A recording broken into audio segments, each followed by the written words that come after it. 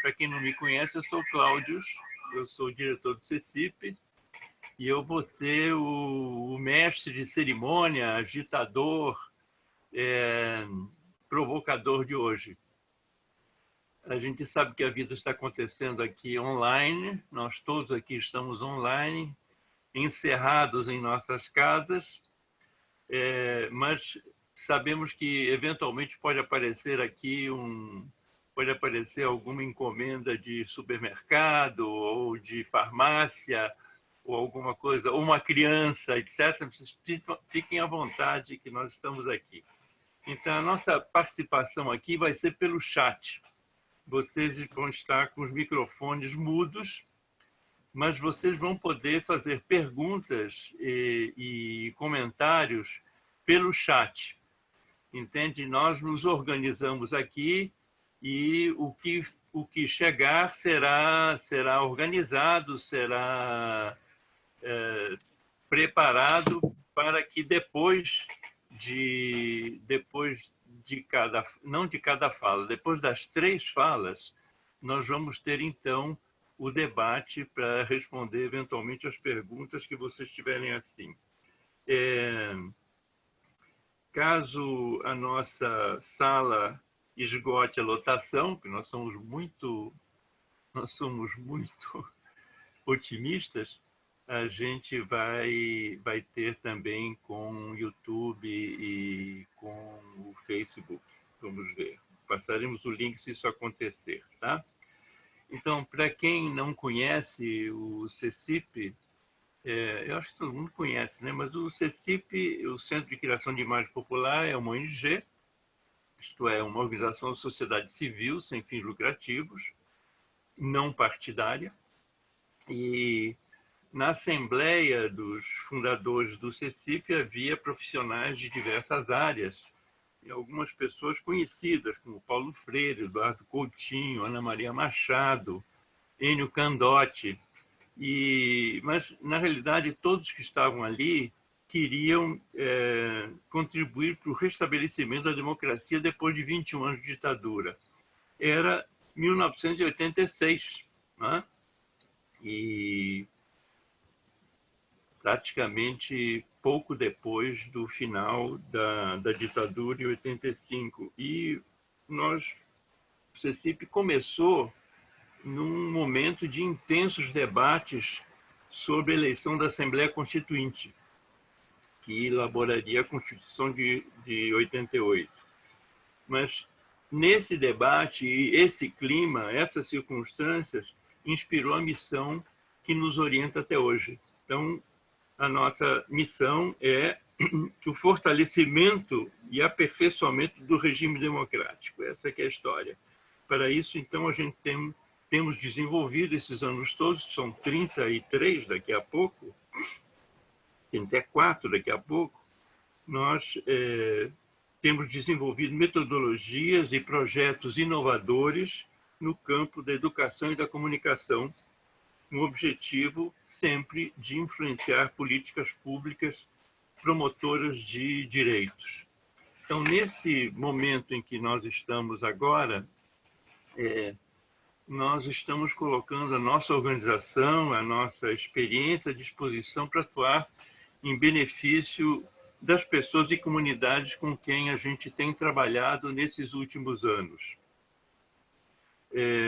Procuramos apoiar iniciativas de grupos no Complexo do Alemão, da Rocinha, do Morro dos Macacos, das favelas de Santa Marta e dos Prazeres. Em nossas redes sociais também, nas redes das quais a gente participa, nós mobilizamos pessoas para contribuir da maneira como puderem para essas ações, e tanto fazendo circular informação como estabelecendo ligações entre as fontes de ajuda e o atendimento às necessidades mais urgentes de quem precisa. Então, essa nossa reunião ela foi convocada para nós discutirmos o plano emergencial que foi elaborado por pesquisadores, ativistas, profissionais de saúde, assistência social, com a coordenação da Luciana Corrêa do Lago, do Cunca e do Marcelo Burgos. E este plano foi entregue em público, num ato público, às autoridades estaduais e municipais do Rio de Janeiro, no dia 1º de maio. Então, nós estamos nos reunindo praticamente há 2 semanas deste evento, e então nós vamos pensar, de um lado, o que é que aconteceu, vamos pensar o que aconteceu neste período, o que está acontecendo no Rio de Janeiro, porque eu acho que nessas 2 semanas me parece que a situação piorou muito, não é? Mas, então, a ideia é da gente, então, discutir com 3 pessoas que vão estar aqui, vocês sabem no convite, são a Magda Gomes, que é coordenadora da ONG Rocinha Resiste, o Marcelo Burgos, da PUC, ele é diretor do Departamento de Sociais da PUC, e, finalmente, o Bruno Casuiro, que ele é o secretário estadual de Infraestrutura e Obras. Na hora em que eu apresentar cada um deles, eu vou falar um pouquinho mais do que eu estou falando agora.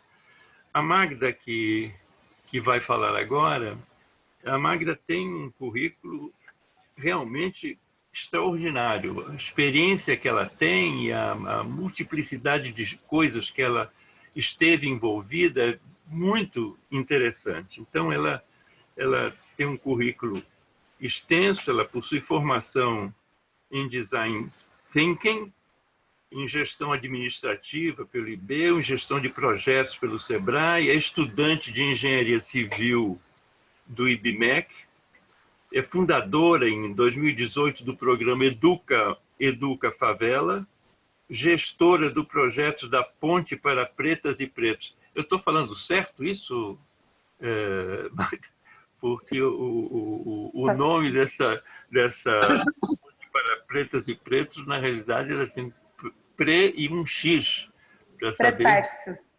Hein? Pretextos. E foi premiada em 2019 pelo Facebook como Grupo de Relevância para a População Negra. E ela é a coordenadora da Rocinha Resiste. Então, ela participou deste plano, da elaboração desse plano, e ela tem uma experiência extremamente interessante. Então, Magda, você está com a palavra e pode nos falar. Obrigada por essa apresentação, né? Obrigada pelo convite. Isso. Estou muito feliz. Quando faltar assim, uns 5 minutos, alguém vai dizer, olha, está faltando 5 minutos, mas vai em frente. Tá. Muito obrigada, né, pela apresentação, pelo convite. Fico muito feliz em estar aqui nessa conversa.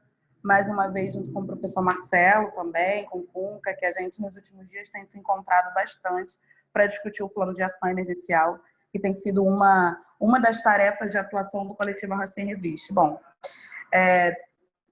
quando a gente se atenta ao tema, né, o Covid nas favelas, e como que a gente, enquanto sociedade civil, enquanto grupo, pode estar atuando no enfrentamento no Covid das favelas, a gente tem muitas informações, desinformações, anseios, desejos e frustrações dentro desse processo. Vou trazer uma fotografia geral da Rocinha no momento atual, que a Rocinha, quando a gente para observar os dados muito através da fonte do jornal Fala Roça, que é um jornal comunitário, daqui da Rocinha, que traz informações diretas, com atualizações, muito acerca do que a mídia não nos apresenta. A gente tem variações nos resultados. Então, uma das coisas que é muito importante nesse processo é comunicação e informação, entendendo o momento agora. Antes de tudo, lá no começo, quando tudo estava se discutindo, quando no primeiro momento em que se dizia sobre a total importância do isolamento, que isso não era uma coisa simples e fácil de se fazer dentro de uma favela, ainda mais a favela da Rocinha, que tem a complexidade que se tem.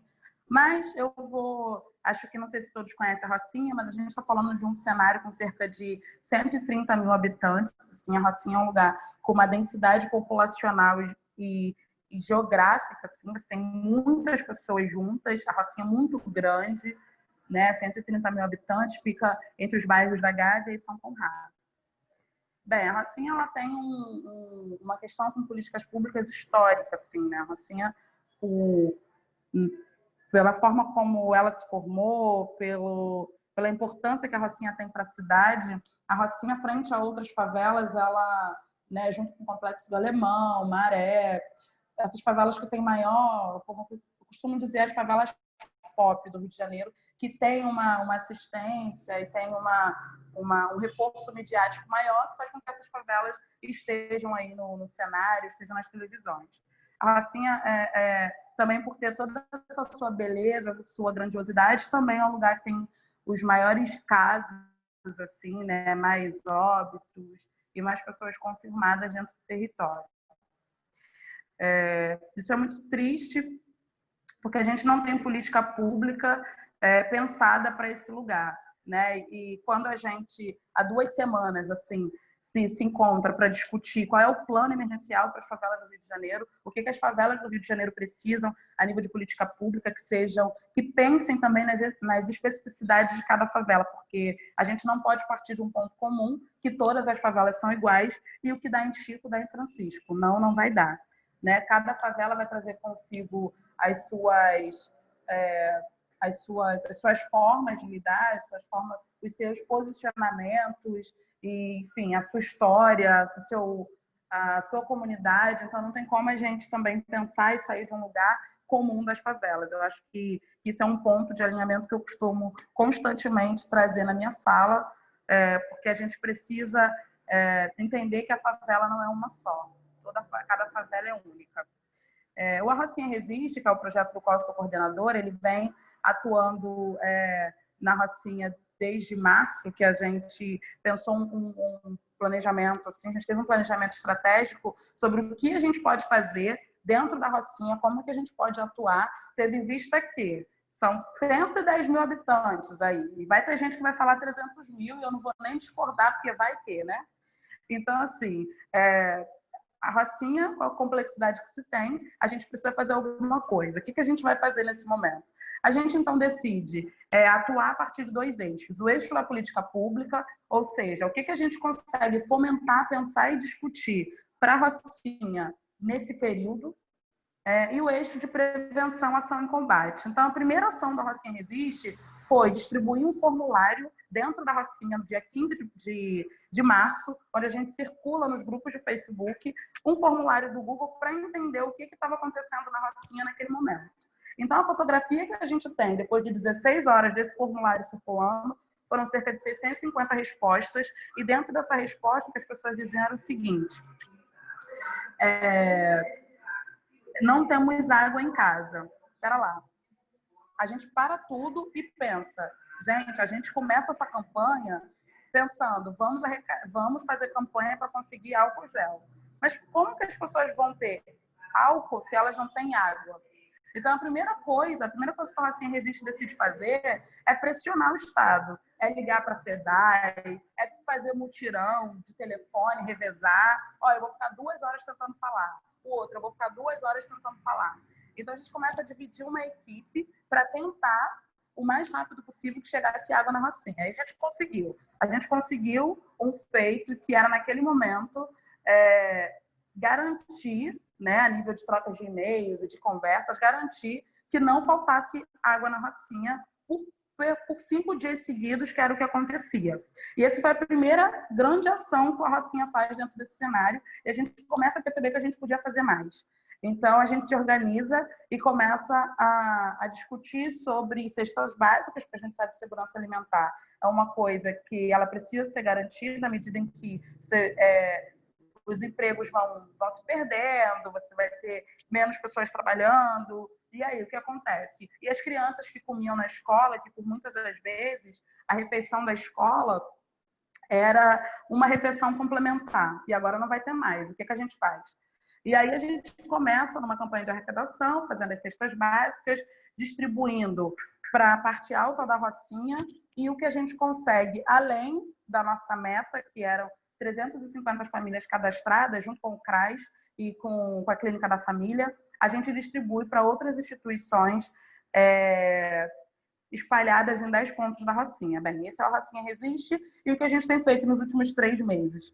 Bem breve, né? Tentando ser bem breve. E aí a gente também entende que, peraí, eu acho que dá para fazer mais. Então a gente começa a discutir um plano emergencial para a Rocinha. A gente começa, o Leandro Castro, que também é coordenador do Rocinha Resiste, que faz mestrado na PUC. A gente começa a movimentar as nossas redes. Maria Helena, que é diretora do posto de saúde daqui da Rua 1, também uma liderança comunitária, a gente começa a discutir o que a gente pode fazer, o que a gente pode fazer. Então, no primeiro momento, a gente abre pensando num polo para pessoas, né, um centro de referência para pessoas com suspeita de Covid, para que elas desafogassem a unidade básica de saúde e que tivesse atendimento prioritário ali, sabendo que está tudo lotado, as pessoas estão se cruzando, sejam essas pessoas sintomáticas, assintomáticas, pessoas que precisam da unidade básica de saúde e que vão para lá para fazer suas consultas, né, de rotina, e acaba tendo contato com pessoas que possivelmente possam estar contaminadas. Bem, isso é um ponto. E aí a gente entende que, enquanto grupo, mais uma vez, naquela coisa de que a gente pode fazer muito mais se formos juntos. Eu acho que um dos movimentos que a gente tem aprendido enquanto sociedade civil, enquanto grupo nesse contexto, é que quanto mais de nós juntos podendo fazer, a gente consegue muito mais com a força da nossa voz, com a força da nossa vontade, ou com simplesmente o nosso interesse poder ajudar o outro. E a gente monta esse plano emergencial para as favelas, que ele tem, né, ele é composto por 3 dimensões, e a gente apresenta para os nossos governantes, entendendo que esse é um plano pensado, né, com o Complexo do Alemão, com a Maré, com a Rocinha, com Santa Marta, que é um recorte das favelas do Rio de Janeiro, mas a gente também sabe que, como eu já tinha dito lá no início da minha fala, cada favela tem a sua especificidade, e isso precisa também ser pensado e adaptado e discutido para cada território.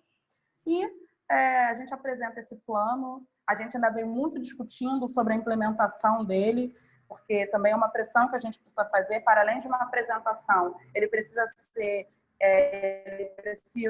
ser executado, né? A gente sabe que os pontos que foram levantados ali em grupo são pontos extremamente relevantes e pensados junto com movimentos, junto com a sociedade de uma forma geral, movimentos de favela, universidades, e um grupo muito potente, muito forte, no sentido de querer fazer algo juntos, e que, sim, claro, a gente pode fazer algo junto, é só a gente querer e estar conectado e pressionar quem tem o poder de executar e garantir que políticas públicas sejam feitas para a favela, porque a favela não pode ser o último lugar a ser pensado, a favela não pode ser o local que vai segurar aí os vestígios, os resquícios e a sobra que a gente vai ter do reflexo da desigualdade social que vem se apresentando à medida em que o Covid vai se espalhando pelo Brasil, que nada mais é que a fissura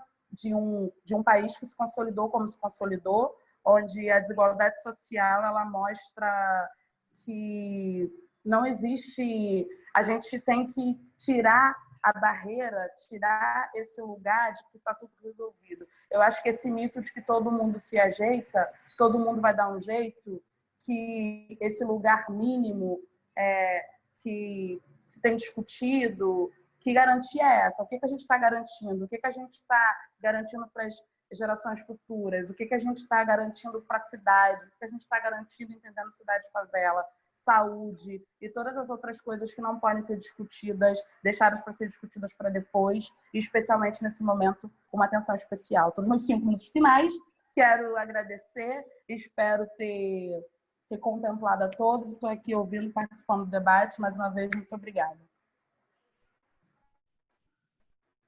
Magda, muito obrigado, viu, por essa fala inspiradora. Eu acho que todo mundo tem perguntas a fazer para você, né? A gente vai ter que esperar um pouquinho, mas podem ir fazendo pelo chat, porque as pessoas vão estar ouvindo, né? Então, eu não sei se o Marcelo já está aí. Marcelo Furcos. Hein, gente? Marcelo está aí. Então, o Marcelo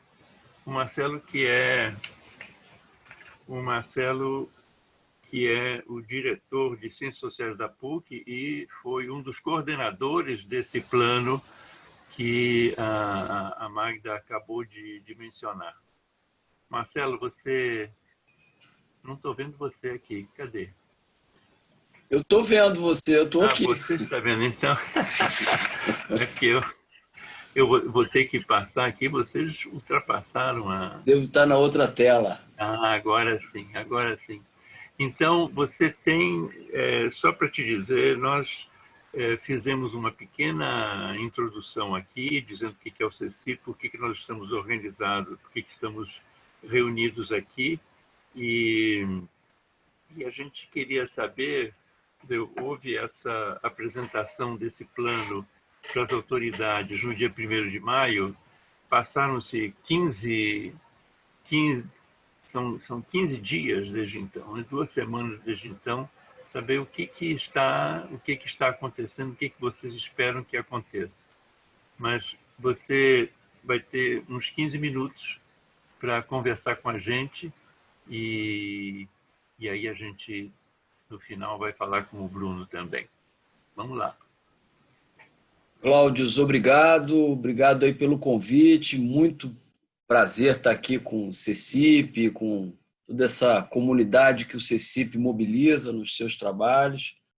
Prazer estar com o Lorenzo, meu amigão, Giane, tanta gente conhecida, e prazer estar de novo, mais uma vez, com a Magda, que tem sido aí, eu e ela, temos sido um pouco militantes desse plano, né? E desde o início das nossas conversas, muito a nossa sensibilidade em relação ao que estava e o que está se passando na Rocinha, conversando também com os profissionais da saúde que trabalham na Rocinha, e a partir daí ampliando esse diálogo com uma rede de interlocutores já históricos nossos, né, da Maré, no Alemão, na Cidade de Deus, no Santa Marta, sindicatos dessa área de saúde e também de assistência social,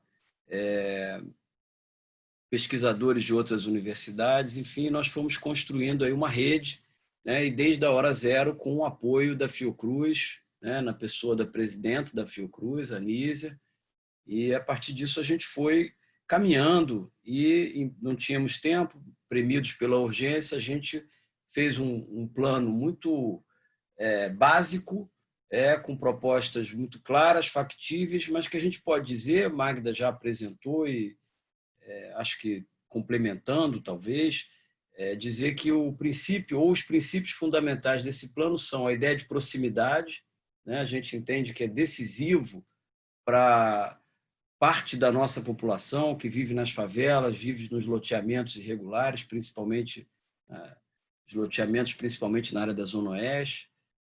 A proximidade é um fator muito importante na comunicação, na informação e na gestão social, né, no apoio social. A ideia fundamental da intersetorialidade, né, articulando saúde e assistência social. Então, de um lado SUS, de outro SUAS, de um lado as unidades básicas de saúde, de outro CRAS e CREAS, e, em terceiro lugar, essa ideia de apoiar esses braços que já existem nas áreas populares, que são esses equipamentos públicos, né? Apoiar esses profissionais. Então, com base nessas premissas, a gente desenvolveu um conjunto de ações, né, que hoje a gente pode dizer com um pouco mais de detalhe, né, também complementando. Eu peço até desculpas, eu cheguei atrasado, vou dizer porque eu estava numa reunião com a Câmara de Vereadores, com a secretária de Saúde, justamente discutindo o plano. Então, eu vou, para responder ao final a pergunta do Cláudio, eu vou fazer um pequeno histórico do que aconteceu desde o dia 1º de maio.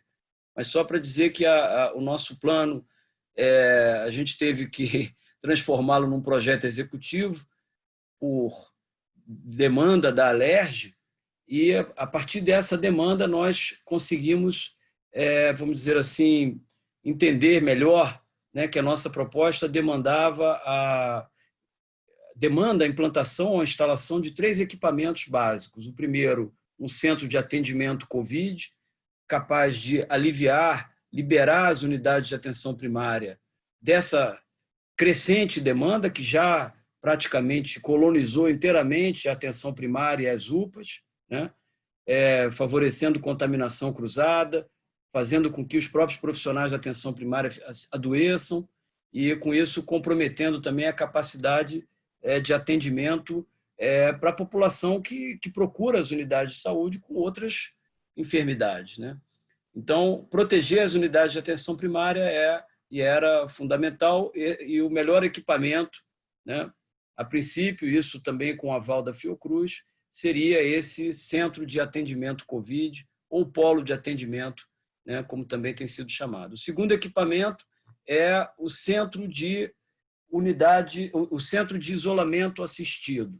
Esse é um tipo de equipamento que a Prefeitura de Niterói, por exemplo, já criou, e a gente entende que ele é extremamente importante quando a gente considera que pacientes que já estão com sintomas e que não podem permanecer em casas que, às vezes, são casas com muita gente vivendo sob o mesmo teto ou numa vizinhança muito densa, e essa pessoa precisa ir para algum lugar com assistência. Então, a ideia é que esse equipamento possa, vamos dizer assim, tornar mais confortável, né, esse momento para essas pessoas, e também assegurando um monitoramento do estado de saúde dele, para que não ocorra o que vem ocorrendo, que é as pessoas, muitas vezes, só procurarem um atendimento qualificado quando começam a ser sufocados pela falta de ar, e muitas vezes têm morrido, inclusive, na residência. E o terceiro equipamento, que é o equipamento que faz essa articulação, essa interface entre a dimensão de saúde sanitária e a dimensão social, que é o Centro de Apoio Social, né? A ideia é que o CRAS interaja com esse centro, o CRAS e o CREAS, mas esse centro também ele vai ser um centro de monitoramento de dados da evolução da doença nos territórios, um centro de coordenação das ações que vêm sendo realizadas. A Magda tem sido aí, né, com o Rocinha Resiste, protagonista de um desses movimentos muito vigorosos que nas favelas, nas áreas populares tem acontecido, mas obviamente importante que o trabalho, né, dessas organizações comunitárias seja articulado, coordenado, né, por uma agência que possa otimizar o seu alcance, né? Então, o Centro de Apoio Social ele tem uma preocupação muito grande com a insegurança alimentar, também com a comunicação. Comunicação é uma matéria-prima fundamental nesse processo todo, né? A gente receia, em última instância, situações de pânico e até de descontrole social, né? A gente entende que é preciso atuar preventivamente também nesse aspecto. Bom, uma vez que a gente foi desenvolvendo, desenhando esse programa, ou esse plano que virou um programa, nós fomos atrás das diferentes autoridades, né? Conseguimos uma primeira reunião, antes mesmo do dia 1º de maio, com secretarias municipais de Estado e de município, secretarias de saúde de Estado e município, desculpem que eu estou um pouco cansado, sempre junto com a Fiocruz. Naquela reunião, antes do dia 1º, já não me lembro agora o dia, nós tivemos aliás, foi no dia 1º, a entrega para município e Estado foi justamente no dia 1º de maio. E naquela reunião a gente teve uma receptividade de ambos os entes, né? Ambos os poderes públicos, e um dos itens desse plano é justamente a criação de um gabinete de crise articulando Estado e município. Sabemos que cada um desses poderes tem atuado de forma muito apartada, né? Conversando muito pouco, muito talvez pela preocupação com o cálculo eleitoral, né? E nós levantamos essa bandeira humanitária, né, de defender a suspensão completa desse cálculo eleitoral em favor de um bem comum, de tal modo que Estado e município pudessem se irmanar, né? Isso ainda não ocorreu, é um processo político. Tem feito algum progresso, né? Depois, no dia 4 de maio, nós tivemos a oportunidade, criada pelo canal com a deputada Renata Souza, de apresentar para a LERJ o plano, né? O presidente da LERJ, que coordenou a reunião, vários deputados, incluindo aí o líder do governo estadual, Márcio Pacheco, e, mais uma vez, tivemos uma acolhida muito grande ao plano e, no final, um compromisso público do presidente da LERJ em direcionar recursos da própria LERJ para a execução do plano, né? E isso acabou se desdobrando numa demanda em caráter de urgência que a gente fizesse o orçamento do plano. Evidentemente, para fazer o orçamento, a gente tinha que antes criar um projeto, desenvolver o projeto executivo. E esse projeto é o que eu acabei de mencionar e que está sendo realizado de um lado, pela própria Fiocruz, que está ultimando os detalhes desse centro de atendimento Covid e do centro de isolamento assistido, e nós, eu, a Magda, Leandro, gente do CRAS da Rocinha, enfim, nós nos mobilizamos para detalhar esse plano do Centro de Apoio Social que já foi entregue à Fiocruz. E culminando hoje com essa reunião com a Câmara de Vereadores, que foi propiciada por intermédio do vereador Raimon e do vereador Tarcísio, né? Tivemos agora essa reunião, foi uma reunião até muito mais concorrida do que a da LERJ, né?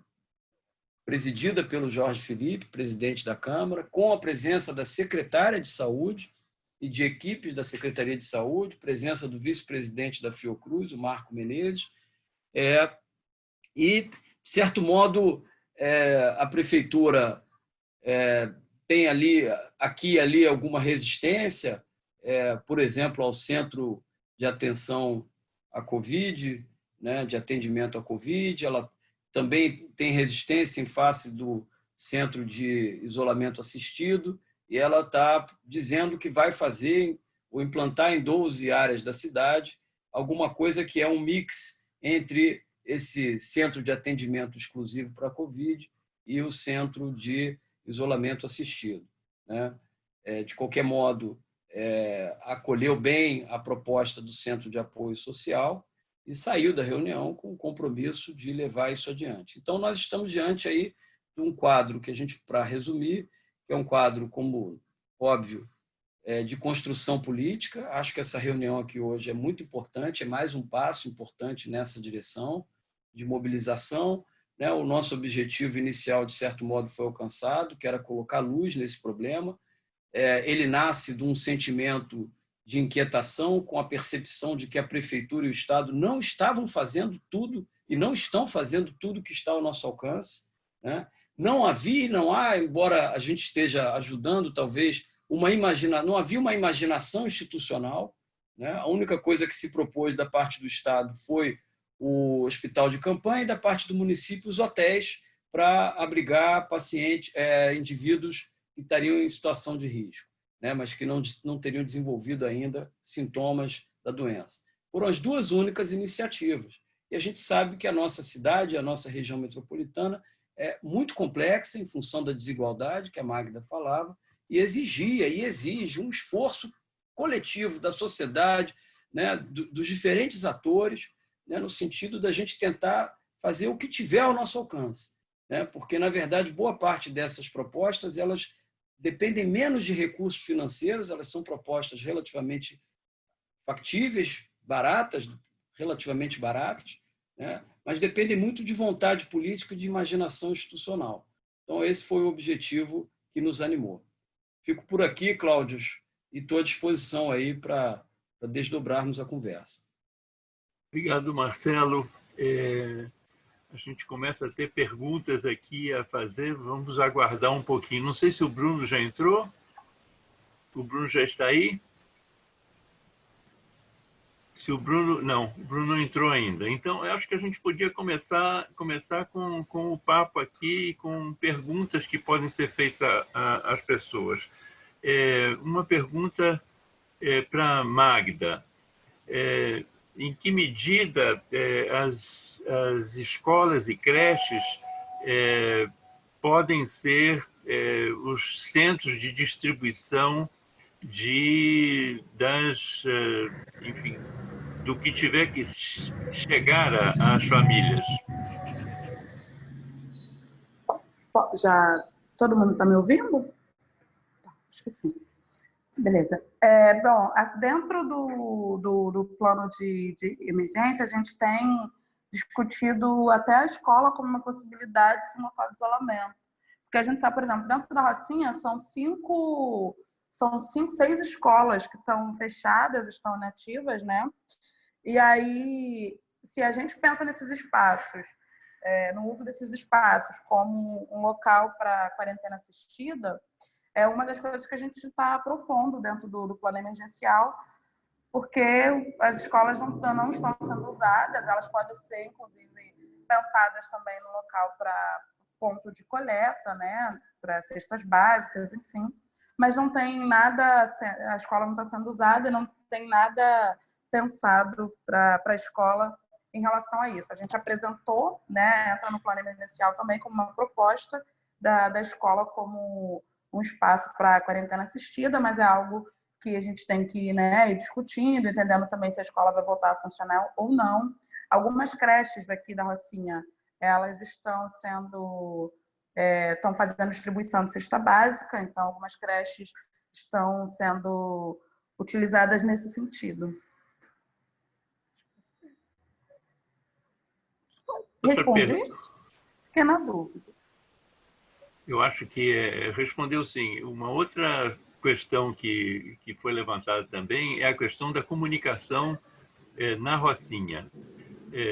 Eu me preocupo sempre com o fato de que a situação que acontece nas favelas não encontra muito eco na mídia que a gente recebe, na televisão, nos jornais, etc. Mas há uma rede de comunicação interna na favela. E eu queria saber se essa rede está funcionando, como é que ela está funcionando. Você podia descrever um pouco para a gente? Sim. Bem, como eu tinha falado, eu tenho o jornal Fala Roça, né, que é um jornal comunitário daqui da Rocinha, que ele é muito ativo no Instagram e no Facebook, né? E lá eles fazem, Michele Silva, que é a diretora do jornal, ela está sempre trazendo informações cruzando junto com os dados da UPA, que é uma coisa que, por exemplo, não aparece no boletim diário da grande mídia. Eles fazem um trabalho diário, semanal, de trazer informação, um boletim em relação, confrontando com os dados da UPA, por exemplo. Isso é uma coisa que é um dos veículos de comunicação. Mas uma outra coisa que tem funcionado como estratégia de comunicação aqui, uma coisa que a Rocinha Resiste tem puxado, e não só a Rocinha Resiste, também outros coletivos, é colocar faixas em locais estratégicos da Rocinha, né? Carros de som, mas a gente sabe que o carro de som só passa na Estrada da Gávea, e, enfim, não é o suficiente. Então, alguns grupos, alguns voluntários também da Rocinha Resiste estão passando pelo beco com um megafone, falando para as pessoas ficarem em casa, lavarem as mãos, fiquem em casa se puder. E também muito Facebook, né? Porque você tem um grande grupo aqui na Rocinha chamado Joga Pra Rolo.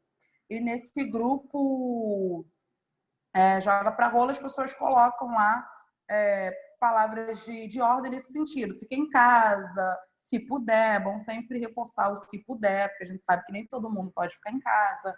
Para lavar as mãos, informando também de como está a situação do vírus aqui na Rocinha. A gente está meio aérea, porque ao mesmo tempo que eu estou falando com vocês, eu estou cuidando da minha mãe, mas está tudo bem. E aí é dessa forma que a comunicação tem acontecido. Alguém perguntou sobre as 3 rádios comunitárias da Rocinha. Então, uma delas é a Rádio Brisa, é uma que eu sei, por exemplo. Ela está fazendo acho que 6 da tarde, tem algum tipo de informativo, um boletim, muito também do que o Fala Roça tem feito, a leitura do Fala Roça, e aí acontece na Rádio Brisa.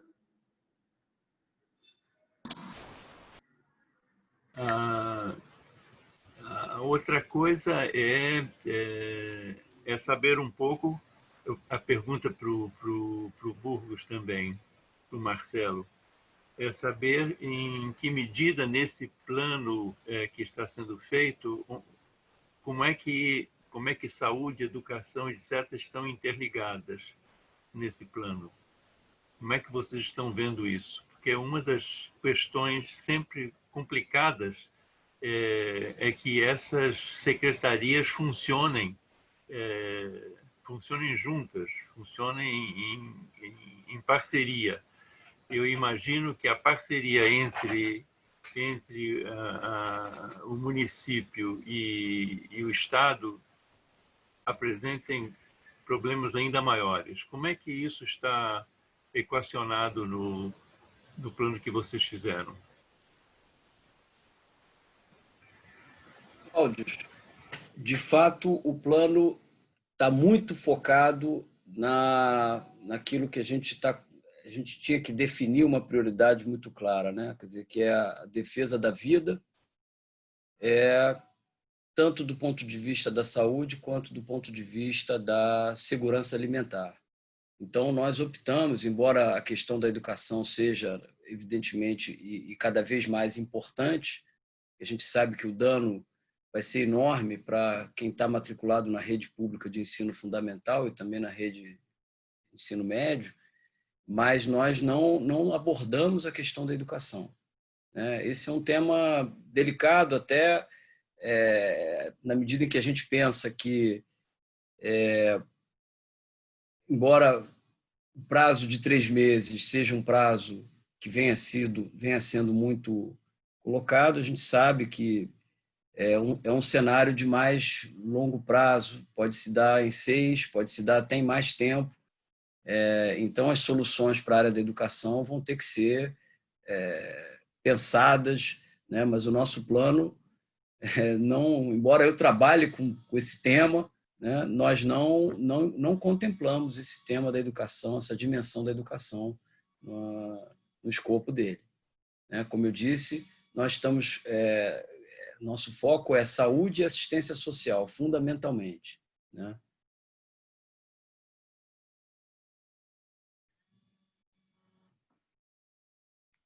Magda, também, eu recebi hoje uma notícia, de que as pessoas preferem, em vez de receber uma cesta básica, preferem receber dinheiro, porque isso faz com que elas possam comprar no comércio da própria favela. Essa questão apareceu atualmente? Porque, digamos que a lógica é interessante. Você recebendo uma cesta básica, você não vai comprar no comércio da favela. Mas se você receber recursos, dinheiro e tal, você vai fazer com que a economia da favela funcione. Bem, eu acho que são dois caminhos, né? Porque a exemplo, assim, acho que assim, no primeiro momento você tem uma dificuldade de fazer a distribuição, e aí eu vou falar, por exemplo, do Rocinha Resiste, que a gente, de forma estratégica, pensou que seria. A gente faz algum tipo de parceria, a gente fomenta, entende, vamos buscar um meio de fazer distribuição de renda ou distribuição de cesta básica invertida, né? E aí a gente pensou o seguinte, como que a gente evita aglomeração, que era a primeira grande preocupação. A primeira coisa é organizar essas pessoas, organizar as famílias que precisam e levar essa cesta até elas para que as pessoas não fossem buscar e não houvesse aglomeração. E levar até elas também requer uma série de cuidado, de planejamento, porque você também não pode expor essas pessoas que vão até essas casas, então você tem toda uma logística, uma organização para fazer com que esse alimento chegue. Bem, isso é o primeiro ponto e é como a gente tem feito. No entanto, a gente entende que a economia da favela ela precisa circular, né? Por exemplo, o meu tio que vende bolo de pote, que ele vendia na esquina ali do Portão Vermelho, ele não vende mais. E aí, o que ele tem feito? Adaptações. E aí, pegando o exemplo do bolo de pote e pensando na cesta básica, aqui dentro da Rocinha tem 3 ou 4 distribuidoras de cesta básica. A gente tem comprado com essas distribuidoras, algumas, né? A gente tem um distribuidor que é fora da Rocinha e tem outro local que a gente compra diretamente com ele a cesta básica e monta e faz a distribuição. Eu acho que cada grupo e cada família vai entender e vai ver como que funciona para ela. Um outro grupo dentro da Rocinha tem conseguido distribuir um cartão, né? E esse cartão acho que é alguma coisa relacionada a um vale de refeição, que essas pessoas vão aos mercados daqui de dentro e conseguem comprar. Acho que tem de tudo um pouco e, claro, é importante que a gente continue fomentando o comércio local, porque é um jeito de fazer a economia circular, né? Tem uma série de perguntas aqui. Eu queria começar por uma que me interessa muito. E para Magda. Cadê Magda?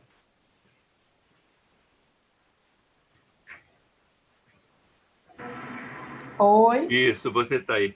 Magda, tem a Flávia Cândido, que mora na Maré, e ela quer saber se na Rocinha tem ocorrido operações policiais durante a quarentena. Não. Não. Isso é uma... A outra coisa, já que você está aí, como é que esse auxílio emergencial tem chegado às pessoas da Rocinha, mesmo as mais empobrecidas que não têm celular? Olha, as informações que eu tenho, que elas também, né, são... Porque, assim, né, a população é muito grande. Então, assim, as informações que a gente consegue receber daquilo que está mais próximo da gente é que algumas pessoas estão procurando o CRAS, que fica logo aqui em frente.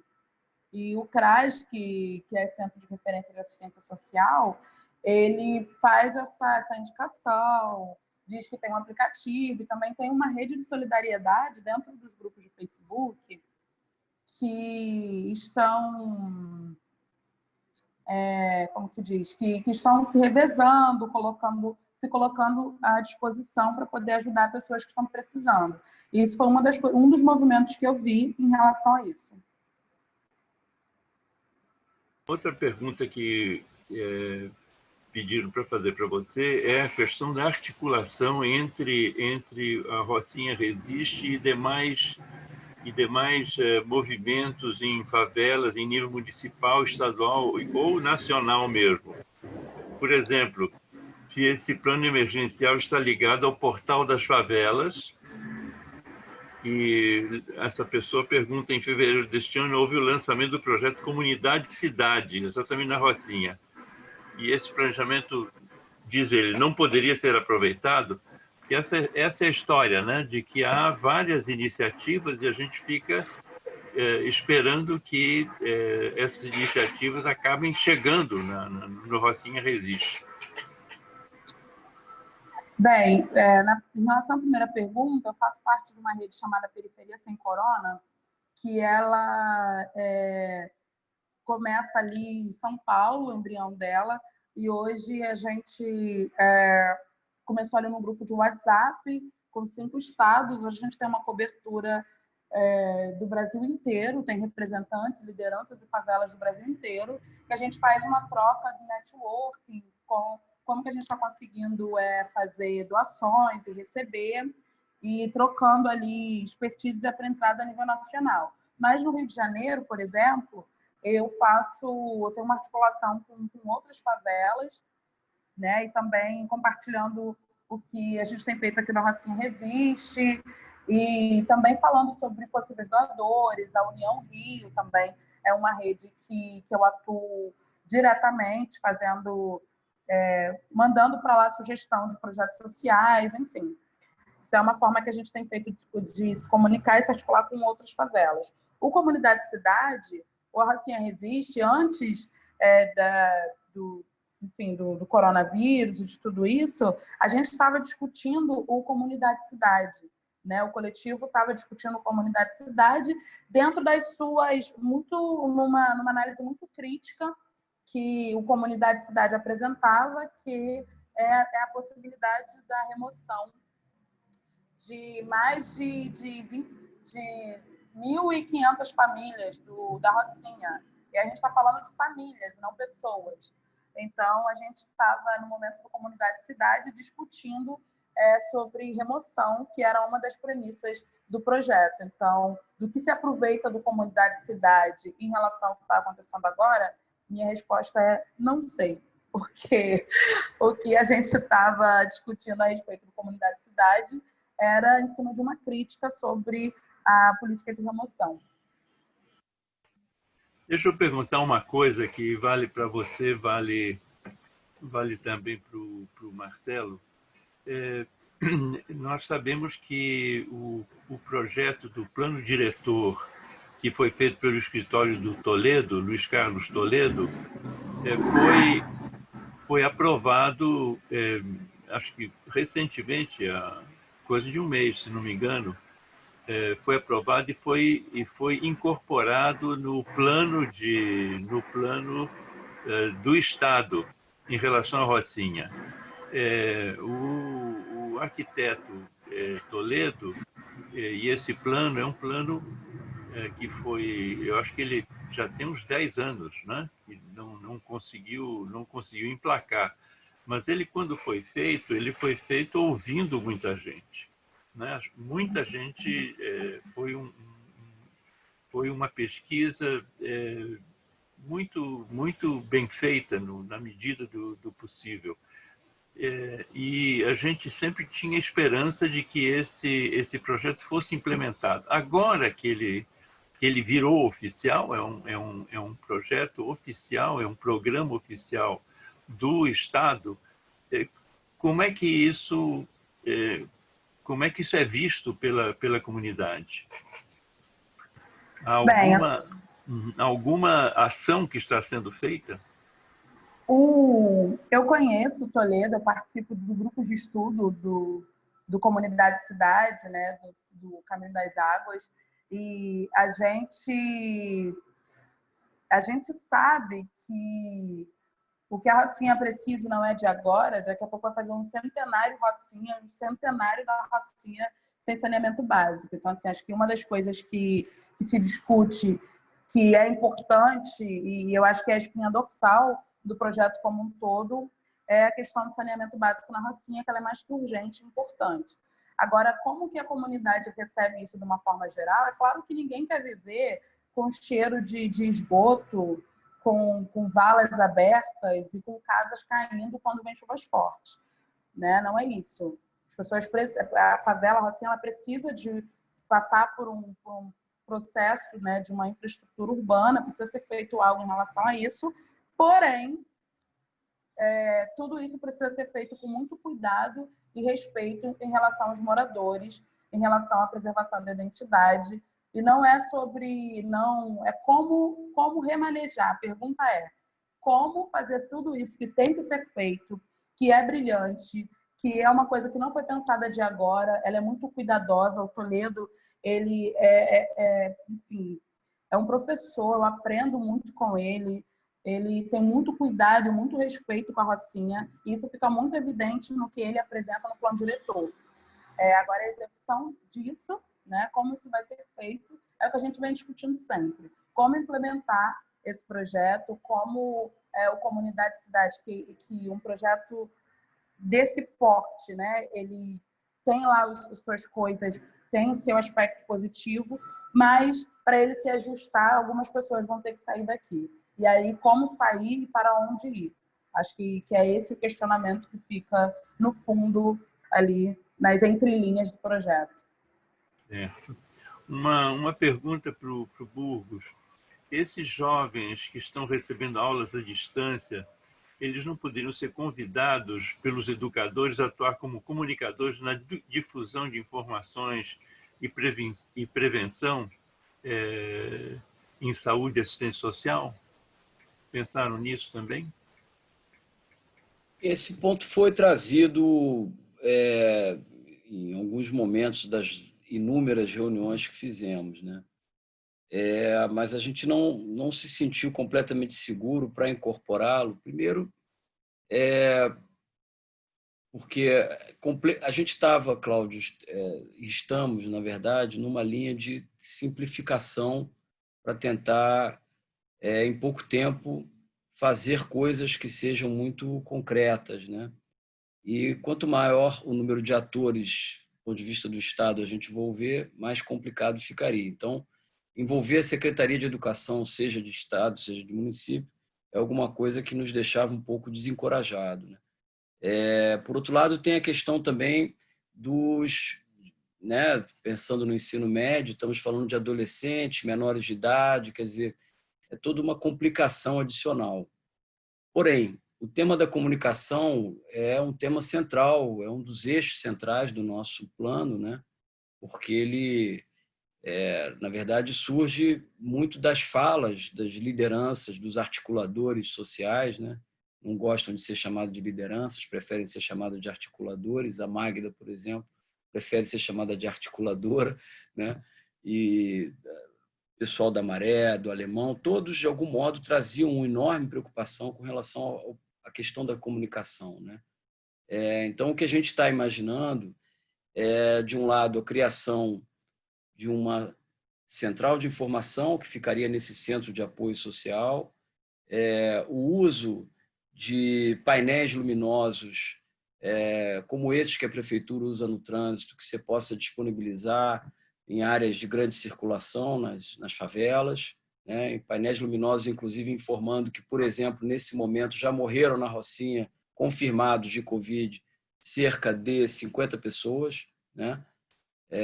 E suspeitos, dados dos postos de saúde, cerca de 27, 28 pessoas, quer dizer, daqui a pouco teremos quase 100 mortos, né? Aliás, são 61 mortes confirmadas, desculpe, né? Então, essa informação é um tipo de informação importante, né? Além disso, também estamos prevendo que, com a criação desse centro de apoio social, haveria um personagem importante, que é o agente comunitário de apoio social, que é, de certo modo, esses que a gente tem, esse voluntarismo civil que a gente já tem visto atuar com muita força, muita garra, mas que agora atuariam de uma maneira mais estruturada, mais organizada, e eles seriam também agentes de comunicação, né? Isso além das rádios comunitárias e por aí vai. Então, é um pouco nessa linha. Agora, é óbvio que o ideal seria a gente conseguir envolver mais as escolas, sobretudo de ensino médio, nesse processo. Mas pode ser que isso apareça aí como alguma alternativa, alguma coisa que surja como uma experiência exitosa. A gente também tem procurado levantar a experiência de outras cidades, cidades que, vamos ser sinceros, cidades com um poder público mais estruturado, mais orientado pela ideia de gestão, com maior capacidade de gestão, cidades que têm poderes públicos menos animados por projetos políticos que são muito, vamos dizer, imediatistas, para ficarmos assim, né? Então, a gente tem se baseado, procurado levantar essas experiências, né? Mas, enfim, se houver... Eu acho que esse processo é um processo vivo, né? O espírito dele é de colaboração da sociedade e tentativa de materialização de iniciativas que possam minimizar, mitigar o impacto, né, da pandemia nas favelas e nas áreas populares. Então, acho que é alguma coisa que pode ir sendo construída no percurso, né? Enfim, fico por aqui. Queria, Cláudio, desculpe falar do Toledo, né? A Magda falou. O Toledo é um personagem importante da nossa cidade, né? O plano diretor é mais antigo, é bem mais antigo. Na verdade, para vocês terem uma ideia, foi na época do Luiz Paulo Conde, né? Houve um edital e ele construiu esse plano, né, com uma metodologia muito interessante, participativa.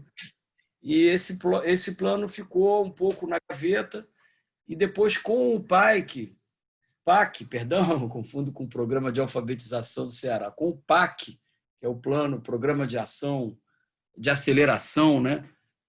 Não me lembro agora o que era a letra C, Plano de Aceleração não me lembro, mas o PAC das favelas em especial. Crescimento. Crescimento, isso mesmo. Obrigado. O PAC das favelas retomou o plano, né, e parcialmente aqui e ali fez algumas coisas, né, que estavam previstas. Mas o tema central do plano, desde o início, era o tema do saneamento, né? E com isso, ele não foi atacado. O PAC, na verdade, fez grandes intervenções na Rocinha, né, algumas importantes, como a reestruturação completa da Rua 4, principal foco de tuberculose da América Latina, né, para nossa vergonha. O PAC resolveu isso. O PAC criou a Biblioteca Parque, o PAC criou o Complexo Esportivo e a Passarela, criou a UPA, e por aí vai, mas não interferiu, não entrou na dimensão do saneamento, que era o tema mais sensível e importante para o Toledo. Eis que agora o governador, com esse programa Comunidade Cidade, convida o Toledo. Toledo aceita esse convite por uma missão que ele, né, de vida dele, e como a Magda já expôs, quer dizer, o grande problema desse projeto de saneamento da Rocinha, principalmente no Talveg principal, é a remoção de um número muito expressivo de moradores. Então, o que o Toledo e a equipe dele têm feito nesse momento é basicamente projetar prédios para onde esses moradores, prédios, inclusive na própria...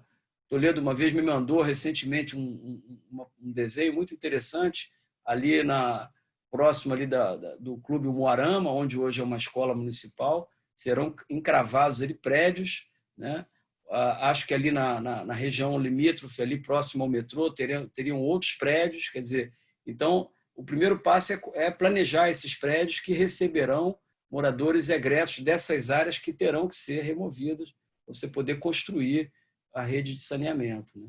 Então, era só para dar esse informe aí, que por acaso, como eu sou muito amigo do Toledo, estou compartilhando essas informações, complementando ao que a Magda acabava de falar.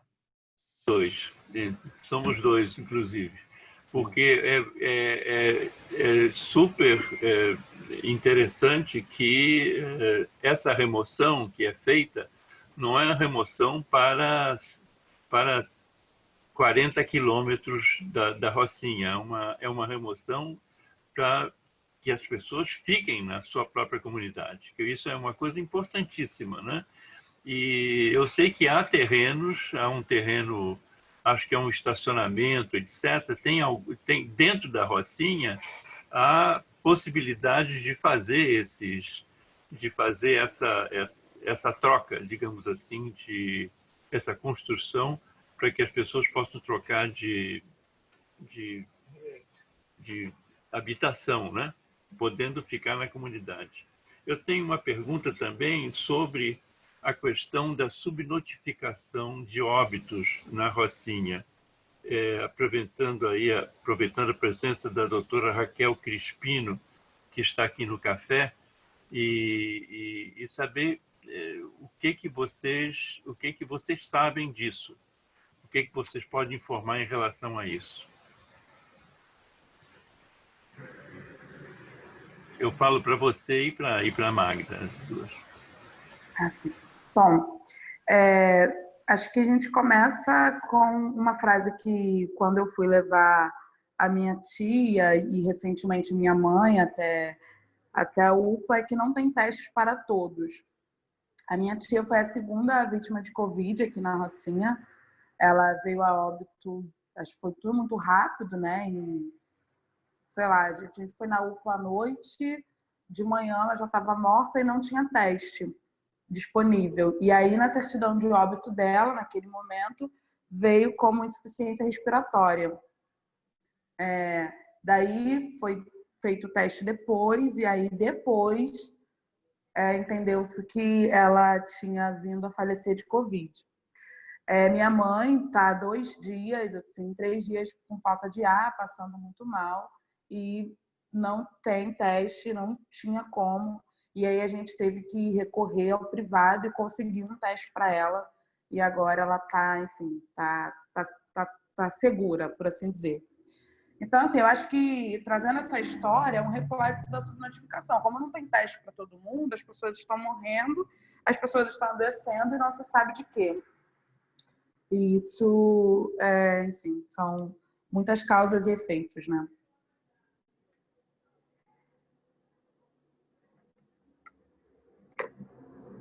Eu não estou ouvindo. Cláudio, está desligado. Gente, parece que o Bruno chegou agora. Alô, pessoal do controle. Cheguei. Você chegou. Tá ótimo, Bruno. Bem-vindo aí. Só para você saber o que a gente fez até agora, falaram a Magda e o Burgos, e nós estamos agora entrando já nas perguntas, mas é importante que você possa nos dizer, do ponto de vista, você que está nesse papel, você é a pessoa que vai representar o Estado aí, né? O que aconteceu nessas 2 semanas desde que esse plano foi entregue oficialmente numa cerimônia pública às autoridades? Olha, eu quero, em primeiro lugar, pedir desculpa pelo meu atraso. Acreditem se puderem, eu estou dentro do carro, no estacionamento do Palácio Guanabara. Eu acabei de sair de uma reunião de última hora aqui com o secretário de Saúde e com o secretário da Casa Civil. Para quem não me conhece, eu sou secretário de Infraestrutura e Obras e por isso tive... agora até apagou a luz aqui do carro aqui, mas agora voltou. Eu tive essa reunião aqui agora justamente para tratar dos hospitais de campanha. Então, a gente tem os hospitais de campanha de responsabilidade da Secretaria de Saúde. Eles estão sendo contratados como um pacote completo, a obra da estrutura física temporária desse hospital de campanha, mais os equipamentos, mais a gestão médica, os recursos humanos. Portanto, é um contrato da Secretaria de Saúde, mas a nossa Secretaria de Infraestrutura foi convocada para prestar uma consultoria a partir dessa reunião de hoje, exatamente para acelerar a entrega desses hospitais. A parte das obras, da estrutura física, nós passamos a fazer vistorias técnicas para poder informar a Secretaria de Saúde e ao governador sobre como é que está o andamento dessa obra, dessa instalação dessas estruturas, para saber se a empresa contratada está cumprindo os prazos com os quais se comprometeu. Ao mesmo tempo, a nossa secretaria está responsável por construir um hospital modular em Nova Iguaçu, que é um hospital que vai ser a referência não só para a Baixada Fluminense, mas também, claro, para pacientes que possam precisar desses leitos caso haja um agravamento, porque são 300 leitos, sendo 120 de UTI. Então, é um hospital que vai ter uma grande importância. E, além disso, ficou sob nossa responsabilidade por se tratar de uma construção. Não é a instalação de hospitais provisórios, né, no sentido de a instalação de tendas. É uma construção com estrutura metálica revestida de drywall por dentro e de placa de concreto por fora, o que, na prática, representa um hospital permanente. É uma obra que vai ficar de legado para a saúde pública e, sendo, de fato, uma obra, ficou de responsabilidade da Secretaria de Infraestrutura e Obras e não da Secretaria de Saúde. Então, eu já estava cuidando dessa questão dessa obra do hospital modular e agora pediram a gente, claro que vamos atender essa consultoria em como que a gente pode acelerar os prazos da entrega dos hospitais de campanha. Então, por isso, me desculpa aí pelo atraso. Estou aqui no estacionamento do Palácio conversando com vocês, porque acabei de sair da reunião. Com relação ao plano, eu participei da reunião, da entrega oficial desse plano, que acho muito valioso. Acho que os especialistas, a ciência, a academia, realmente precisam, nesse momento, colaborar, mas, além de colaborar, precisam ser escutados. A gente sabe que tem esferas de governo que, infelizmente, não estão escutando os aconselhamentos da ciência e da academia, e acredito que o governo do Estado do Rio de Janeiro, tendo tido a minha presença, a presença do subsecretário de Saúde, fez diferente do que outras esferas estão fazendo, estamos dispostos a dialogar com a ciência, a dialogar com a academia e com as sugestões que são feitas para o combate ao coronavírus nas comunidades carentes. A nossa secretaria, ela é responsável pelo programa Comunidade Cidade, que é um programa basicamente de saneamento e de urbanização. Então, no que diz respeito à Rocinha, a gente tem ajudado no que pode ser feito da implantação do plano. Estamos, por exemplo, distribuindo alimentos e produtos de higiene básica para os moradores da Rocinha através da Associação de Moradores. Estamos fazendo um trabalho de conscientização através de panfletagem. A nossa coordenadora do programa Comunidade Cidade, a superintendente Ruth Gilberg, ela conseguiu a doação por empresas privadas de um cartão pré-pago que vem com recursos para que as pessoas da Rocinha possam utilizar para comprar insumos básicos, alimentos e materiais de limpeza, então, e de higiene básica, que são tão importantes nesse momento. A gente tem dialogado com a SEDAI no que diz respeito ao fornecimento de água. Então, assim, como eu disse lá no lançamento do plano, é claro que o mutirão humanitário que está sendo feito pela Secretaria de Desenvolvimento Social, pela Vice-Governadoria, pela Secretaria de Governo, pelo Gabinete de Segurança Institucional, com a ajuda, claro, das polícias e dos bombeiros na logística de distribuição. O trabalho, de fato, de assistência social e de atenção às comunidades mais humildes, nesse momento, está sendo feito por esse mutirão humanitário do governo, que é coordenado pela Fundação Leão 13, que é subordinada ao vice-governador, e pelo desenvolvimento social. Mas é claro que a Secretaria de Infraestrutura, né, que é a que a gente coordena, tendo essa responsabilidade pela Comunidade Cidade, que está presente na Rocinha, está lá no terreno, está lá na área da dimensão social também, não está só na área da dimensão de obra, de construção, a gente tem que fazer a nossa parte, mesmo que seja um trabalho complementar, levando em consideração as outras comunidades que existem no Estado. Então, a gente, na Rocinha, está fazendo a nossa parte, está buscando aplicar o que o plano prevê e auxiliar os moradores também a seguir essas medidas recomendadas. E no que diz respeito à Baixada Fluminense, que também tem diversas comunidades que precisam de atendimento, nós não estamos diretamente envolvidos no social, mas estamos sim envolvidos diariamente. O meu gabinete foi transferido para o canteiro de obra na inauguração o mais rápido possível de um hospital de referência que ficará de legado e que vai oferecer 300 leitos para atender uma população que é carente de infraestrutura hospitalar, como é a Baixada Fluminense. E a partir de hoje, acabei de sair dessa reunião, também estamos ajudando a nível técnico. Não é uma fiscalização de contrato, porque o contrato é da Secretaria de Saúde, mas estamos oferecendo técnicos da Secretaria de Infraestrutura, da empresa de Obras Públicas e também do Instituto de Engenharia e Arquitetura para fazer vistorias técnicas nos hospitais de campanha e sugerir, tanto para a Secretaria de Saúde quanto para a empresa que foi contratada por ela, como é que essa obra pode ser entregue o mais rápido possível. Já adianto para vocês que uma das sugestões foi que essas instalações de hospitais de campanha passem a ter um trabalho 24 horas dos operários, da mesma forma que nosso hospital modular está tendo, trabalho em 3 turnos, para que a gente possa entregar mais rápido, mas ressalto que a gente não deseja que esses operários se tornem futuros pacientes dos hospitais. Então, também ressaltei na reunião o trabalho de segurança do trabalho, de não contaminação, de teste da temperatura desses operários, de uso de máscara, todos os protocolos de segurança contra a contaminação que estamos usando nos hospitais modulares, estamos recomendando que sejam usados também nesses 3 turnos de construção dos hospitais de campanha. Encerro dizendo que agradeço muito aqui o espaço para poder explicar isso tudo. Infelizmente, como eu coloquei aqui, eu não posso falar por esse mutirão humanitário que o Estado está fazendo, entrega de cestas básicas, porque não é da minha pasta, mas no que diz respeito a nossa secretaria, a gente está fazendo esse trabalho complementar e no que diz respeito ao governo do Estado como um todo, a gente tem toda a boa vontade em aplicar o plano. Sei que a Secretaria de Saúde, a nossa secretaria, estão dispostas a seguir na integralidade essas recomendações, e sei também que a gente tem uma atenção às comunidades sendo feita pela Fundação Leão 13 e pela Secretaria de Assistência Social. Certo.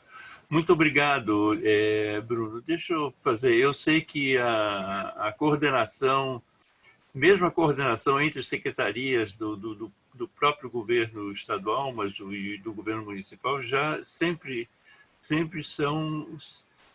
há uma possibilidade difícil de fazer isso, né? Eu imagino como é que deve ser a coordenação entre Estado e município em cima do que está acontecendo. Temos duas questões que foram levantadas aqui. Uma é a questão da subnotificação dos registros de óbitos, né?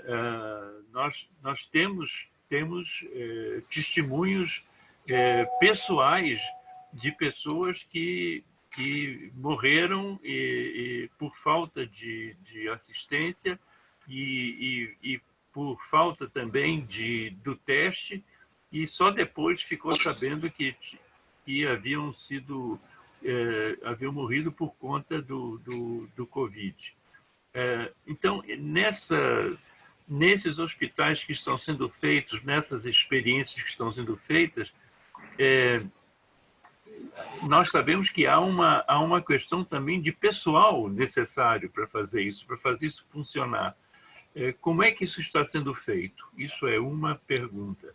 Uma outra pergunta que eu sei que não tem a ver diretamente com você, mas, de qualquer maneira, faz parte dessa história toda, como é que fica essa história do tomógrafo que foi instalado na Igreja Universal, ali no início, no princípio da Rocinha, ali embaixo, na Rocinha.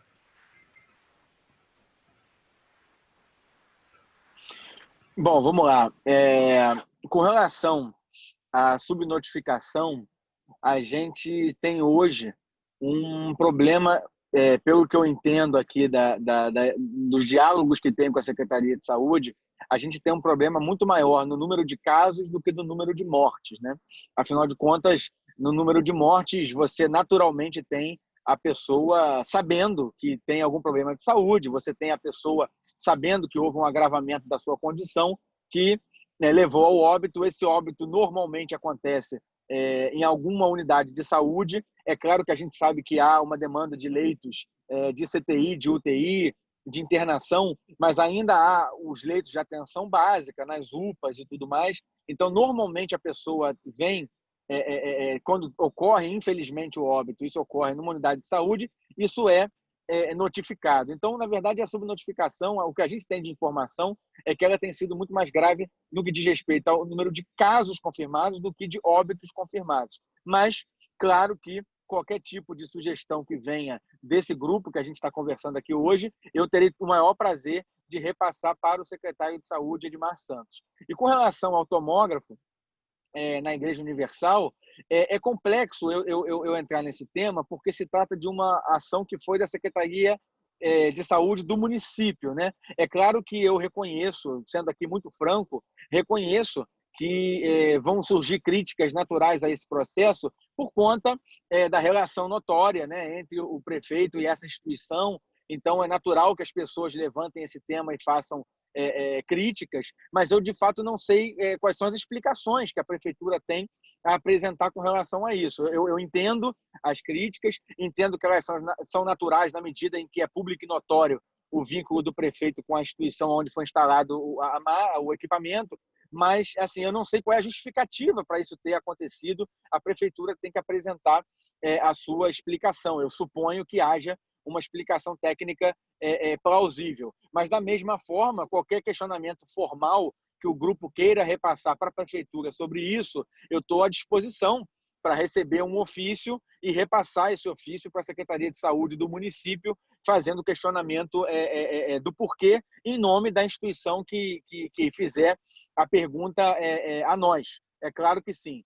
Agora, é difícil para mim, né? Vocês compreendem, vocês que também representam instituições, responder por uma atitude de uma instituição alheia, né, a nosso controle. Agora, com relação à subnotificação, qualquer tipo de proposta que possa ser feita, eu repasso com o maior prazer imediatamente ao secretário de Saúde. Tá certo. Só um instantinho aqui. Nós estamos aqui recebendo uma quantidade enorme de perguntas, não vai ser possível responder a todas, então o que nós vamos fazer, nós vamos organizar essas perguntas e vamos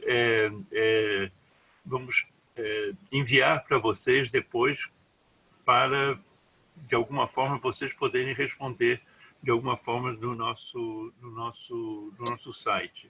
Uma outra coisa que queríamos dizer também em relação ao pessoal que deve fazer funcionar todos esses leitos, esses hospitais que estão sendo feitos, do que você sabe, o que é que o Estado está fazendo para prover esse pessoal técnico para fazer funcionar esses hospitais? Eu acabei de sair da reunião, que se eu não tivesse participado, eu não teria essas informações. Mas essa reunião que eu participei agora, que tem a todos os hospitais de campanha, a empresa que foi a contratada pela Secretaria de Saúde, ela acabou de assumir o compromisso conosco na reunião de que ela já tem todos os recursos humanos necessários para esses hospitais contratados. Ela informa a empresa que, na verdade, o que está faltando realmente é a conclusão das obras físicas, que ela já tem os respiradores e os recursos humanos necessários para fazer esses hospitais funcionarem. É claro que essa informação nos deu uma tranquilidade maior de saber que assim que as obras físicas forem terminadas, a gente vai ter condição de ter os hospitais funcionando rápido, porque esses recursos humanos já estão contratados formalmente pela empresa. Obrigado, Bruno. Obrigado pelas informações que você está trazendo e vamos ver, então, como é que a gente pode fazer. Eu tenho uma pergunta que é uma pergunta que vale para nós todos que estamos participando dessa conversa e tem a ver, naturalmente, com vocês que foram convidados.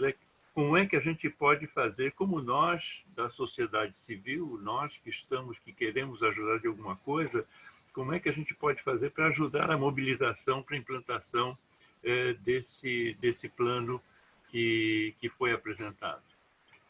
Olha, eu acho que seria muito interessante que as entidades, né, que assinaram o documento mantivessem um diálogo muito próximo com a Secretaria de Saúde e especialmente com a Secretaria de Desenvolvimento Social. Eu acredito que é natural que a gente debata a questão da Rocinha com a Secretaria de Infraestrutura, é natural que a gente debata a questão das construções dos hospitais, mas assim, o nosso hospital modular ele está previsto de ser entregue a primeira fase, que tem estrutura para 100 leitos, ao redor agora da próxima segunda-feira, dia 18. E depois, mais 15 a 20 dias, entregar ele completo, estrutura para 300 leitos.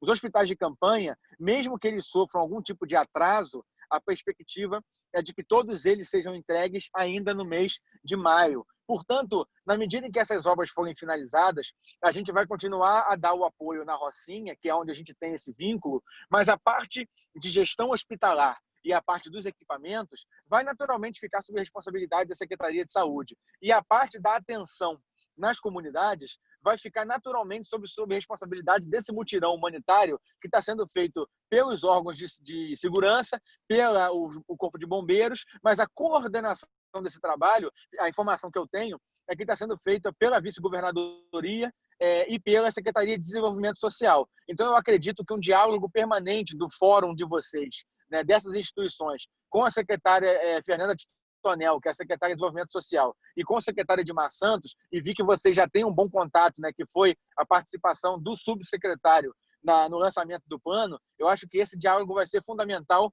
Tudo que foi encaminhado para mim, para nós da Secretaria de Infraestrutura, a gente vai repassar, mas o que eu tenho a comunicar do governo do Estado é que, na verdade, os protagonistas desse trabalho de ação social e de saúde vão ser esses atores que eu citei. Eu vou passar essa pergunta e depois de que você está dizendo, vou passar para a Magda e para o Marcelo Burgos, para responderem como é que reagem a essa proposta. Magda quer falar primeiro? Quer que eu fale? Pode falar, professor. Então, primeiro, cumprimentar aqui o secretário Bruno. Prazer reencontrá-lo. Bruno participou generosamente da reunião que nós fizemos no dia 1º de maio, emprestando também um apoio, né? E como ele já comentou aí, as inúmeras frentes que a Secretaria de Infraestrutura está envolvida, né? Eu concordo em parte que eu acho que, de fato, a interlocução com o Estado e município é o caminho que a gente tem que percorrer, essa distância tem que ser encurtada, né? Mas entendo também que, como eu disse na minha fala anterior, Bruno, você não pôde escutar, que nós entendemos esse plano como um processo de construção política suprapartidário, né? E que, portanto, deve ser um suporte para a gente ir se aglutinando em torno de uma agenda comum que envolve Estado e município, né? A gente sabe que é muito difícil, a gente tem que somar esforços, né? Então, um dos itens do plano é justamente aquele gabinete de crise envolvendo Estado e município em torno dessa temática, né? Eu acho que é um momento de complementaridade entre Estado e município. Então, nós temos feito esse esforço. Hoje mesmo a gente teve uma reunião muito ampla com a Câmara de Vereadores, com a presença da secretária municipal de Educação, doutora Beatriz, e por ali também a gente avançou. Quer dizer, o problema é conseguir fazer com que esses elos se juntem numa cadeia, né? Numa cadeia de cooperação, de uma visão integrada, mais sistemática, tanto na área da saúde quanto da assistência social, né? Acho que é um desafio para o Rio de Janeiro, né? Um desafio para o quadro político em que o Rio de Janeiro se encontra, né? A gente sabe que nós estamos politicamente muito divididos, muito mal articulados, né? Eu acho que essa pandemia talvez propicie para a gente, quem sabe, um ganho político, né? Na nossa capacidade de abandonar posições muito polarizadas em favor de uma nova pactuação, inclusive sobre a cidade, sobre a região metropolitana, né? Como a Magda falou, quer dizer, mais a Rocinha e as grandes favelas sem saneamento, isso é uma vergonha. Né? A gente chega no século XXI sem ter resolvido coisas elementares, né? Quer dizer, o nível de desigualdade social que a nossa metrópole exprime é uma grande vergonha, né? Quer dizer, e a gente, de repente, se deixou levar por uma agenda que era a agenda dos grandes eventos, né? Se deixou levar por uma agenda em que o mercado resolvia tudo, né? E isso foi indo numa direção que se a gente fala até em política pública aqui no Rio de Janeiro, a palavra política pública saiu do vocabulário, né? A gente desacreditou da política pública, desacreditou da capacidade do Estado de resolver os nossos problemas. Então, a gente está num momento também que exige da nossa parte uma guinada, né? Uma guinada em todos os sentidos, em nome de uma causa maior, né? Então, eu acho que é um processo que envolve o que precisa envolver, né? E o nosso espírito desde o início foi esse, organizações comunitárias. Alguém perguntou do Portal das Favelas. A gente, na verdade, tem muita gente de fora, né, que precisa entrar, porque, na verdade, não tínhamos tempo de organizar e trazer todo mundo. A gente foi um pouco construindo isso, né? Tem muitas organizações das favelas, organizações populares que precisam se somar, né? Quer dizer, eu acho que é um processo de adensamento mesmo, né? Da construção de um grande movimento, né? Enquanto ainda temos algum tempo, porque a gente sabe que cada dia é precioso, Como eu disse antes, Bruno, o Estado fez equipamentos, tem construído equipamentos importantes. A Prefeitura construiu o hospital de campanha lá no Rio Centro, o sambódromo para receber a população que vive em situação de rua, o programa dos hotéis, e para por aí. Quer dizer, a gente tem que aumentar a nossa imaginação, reforçar a nossa imaginação institucional. Mas isso não se faz, óbvio, não é? Vocês estão com uma agenda super carregada. A gente sabe que vocês que estão nesse momento estão no olho do furacão. Imagino que a sua vida tenha virado de cabeça para baixo, que dirá dos secretários de saúde, né? Não é uma coisa individual, é uma coisa de um esforço coletivo. Agora, tem que ter abertura para isso, né?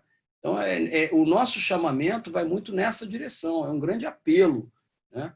A gente, depois que passar isso tudo, a gente pensa né, nos projetos políticos com os quais a gente vinha trabalhando. Mas eu acho que o momento está exigindo que a gente se eleve à altura desse desafio. É um chamamento para todos. Eu falo isso, mas eu estou falando também pensando na minha universidade, né? A PUC ela também tem que se reorganizar para dar conta dessa agenda. Ela não pode ficar inerte, cuidando daquilo que ela faz rotineiramente. Isso que vale para a PUC vale para as outras universidades, né?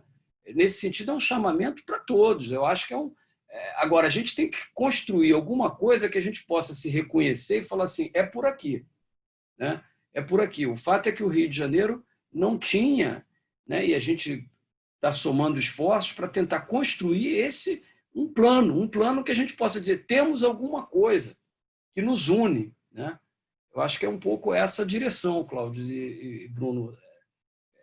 Sem dúvida, chegar nos poderes públicos, chegar e sensibilizar e, de algum modo, colaborar, porque o espírito é de cooperação, é fundamental. Agora, é um processo político de outra natureza, é uma política que não é partidária, é uma política que não está orientada pela competição eleitoral e nem com nenhuma expectativa de curto prazo. Né? A política, talvez, no sentido, o P maiúsculo da política, né? É isso. Magda? Enfim, eu acho que o o professor vem dizendo é uma coisa que a gente vem discutindo muito nos últimos dias sobre pensar todo esse movimento como algo comum, sabe, da cidade, tendo em vista que a gente não tem tempo, cada dia que passa fica mais difícil. Então, nesse momento, a gente precisa estar junto, independente das questões políticas internas, externas, independente enfim, de todas essas limitações burocráticas, institucionais que existiam, que existem. Eu acho que uma coisa que a gente tem que amadurecer, expandir no nosso horizonte é entender que enquanto algumas instituições, enquanto alguns grupos brigam sobre quem vai fazer, como vai fazer, quem aporta, quem vai assinar, mais pessoas estão morrendo. A gente não tem, o tempo é muito precioso, a gente não tem esse tempo para essa coisa de uma vaidade tão mesquinha no que se trata no âmbito da política pública. Eu acho que a gente tem que pensar a política como ela é, na estrutura que ela está aí para a cidade, ela tem que ser pensada para todos e junto. Eu acho que a gente, enquanto sociedade civil, a pressão que a gente faz é somar os nossos esforços e pensar nisso como um grande movimento, entendendo que ele é mais que urgente, importante e necessário. Eu acho que... Fala, Bruno. Não, Cláudio, eu queria só agradecer os comentários dos dois, do professor, da nossa liderança social, e eu quero só colocar 3 pontos. Primeiro, que eu concordo plenamente que a gente precisa, sim, de criatividade institucional. Concordo que, nesse momento, a nossa cabeça está louca, com tantas tarefas, e é necessário escutar a sociedade civil, como é o que vocês estão fazendo nesse tipo de vocalização dessas demandas. A gente tem mesmo que escutar. Nossos salários são pagos pelos impostos que todos pagam e não é nenhum favor, é nossa obrigação escutar, e é por isso, inclusive, que eu estou participando aqui do debate. Em segundo lugar, eu quero dizer que, no caso meu pessoal, lá em Nova Iguaçu, na construção do hospital, para vocês terem uma noção, a gente tem a prefeitura, eu dialoguei com a prefeitura de Nova Iguaçu, que ajudou na terraplanagem. O terreno que o hospital está sendo construído é federal e eu dialoguei com o governo federal para conseguir a cessão do terreno. No caso do Parque dos Atletas, que está recebendo um hospital de campanha, foi a nossa secretaria, depois a saúde assumiu e tocou lá a construção do hospital de campanha junto com a iniciativa privada. Mas eu fui até o prefeito Marcelo Crivella, através do procurador-geral do município, para conseguir a cessão do Parque dos Atletas, porque ali é um equipamento municipal, para que o Estado pudesse fazer. Concordo plenamente que não é momento de divisão política, é momento de união. E a terceira coisa que eu queria dizer é que essa questão de que o poder público tem que escutar, eu tenho minhas limitações no sentido da minha pasta ser uma pasta que não tem a ver com todas essas temáticas, mas me coloco à disposição como interlocutor para, recebendo as demandas, repassar aos atores devidos. Muito obrigado, Bruno. Eu queria, enfim, estamos chegando ao final, então eu queria dar a palavra a vocês para as considerações finais e eventualmente para, eu acho que na realidade nós todos estamos muito ansiosos e muito preocupados com a situação em que estamos e querendo saber também o que a gente, como sociedade civil, a gente pode fazer.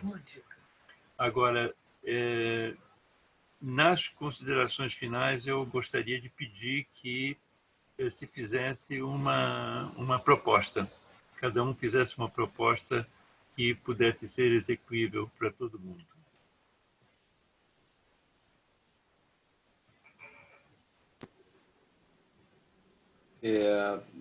Bruno, você gostaria de começar? Magda? Eu quero só dizer que talvez eu suma aqui, porque minha bateria está terminando, eu estou no carro, estou com 7% aqui, mas enquanto não terminar, eu vou assistindo aqui o final da reunião. Quero agradecer muito o convite. O nosso anfitrião tem o meu WhatsApp e pode passar para quem desejar.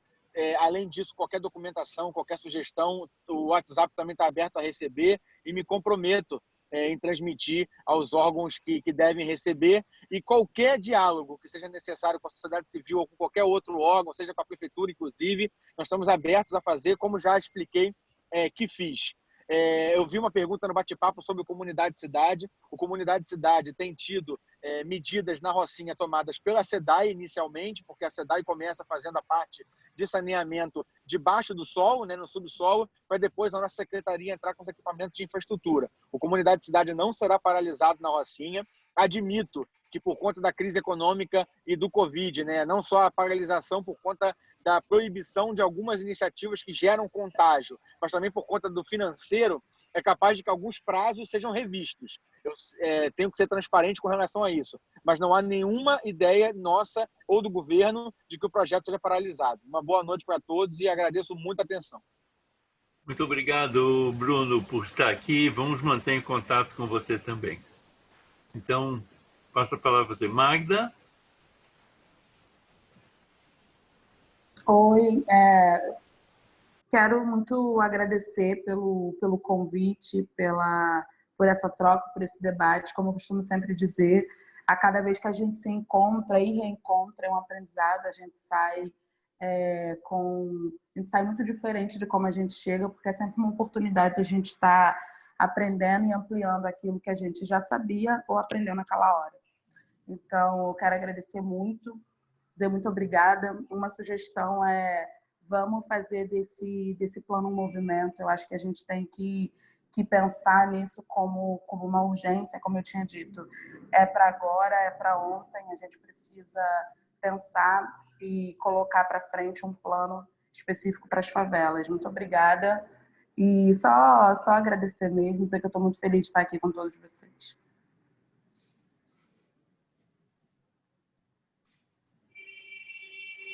Gente, começo também agradecendo aí muito esse convite tão especial.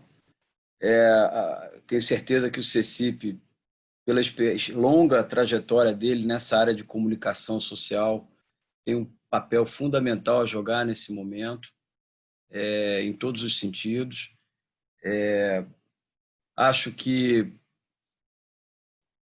apesar da velocidade nunca ser a que a gente gostaria, acho que algumas coisas estão acontecendo no sentido de colocar na agenda essa dimensão, né, ao invés de uma postura naturalizadora, resignada, né, que se contentava em simplesmente falar em isolamento social, né, e esperar para ver como é que fica. Eu acho que a gente está, enquanto sociedade civil, né, o Rio de Janeiro, que tem uma longa e bela história de mobilização política, eu acho que a gente está conseguindo, pouco a pouco, furar esse bloqueio, mesmo com as limitações dessa condição de termos que nos relacionar à distância, né? Eu acho que isso é muito importante. Eu acho que é um despertar mesmo. É um despertar que surge de um movimento de compromisso, de solidariedade, de uma compreensão que o Rio de Janeiro, cidade, metrópole, né? Quer dizer, digamos assim, é um corpo só, né?